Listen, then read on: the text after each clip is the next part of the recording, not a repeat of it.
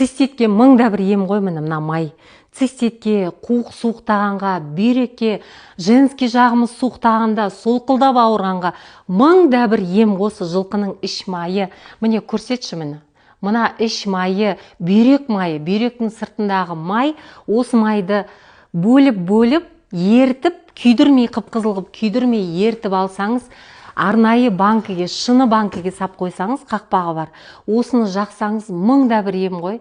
Жылдар бойы осымен емдеймін. Өйткені әжеміз осы маймен, жылқының іш майымен сылайтын бізді. Бүйрек маймен, бүйрегіндегі сыртындағы маймен сылайтын, ертіп алатын. Үйде тұр банкіде бітіп жатыр. Міне тағы да дайындап қойып жатырмын.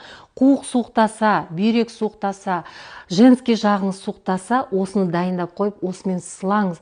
Осыдан артық ем жоқ, қыздар, ханымдар. Ертеректе дәрі-дәрмек, фармацевтика, химия болмаған, осындай түрлі халық еммен емдеген ата-әжелеріміз, ата-бабаларымыз.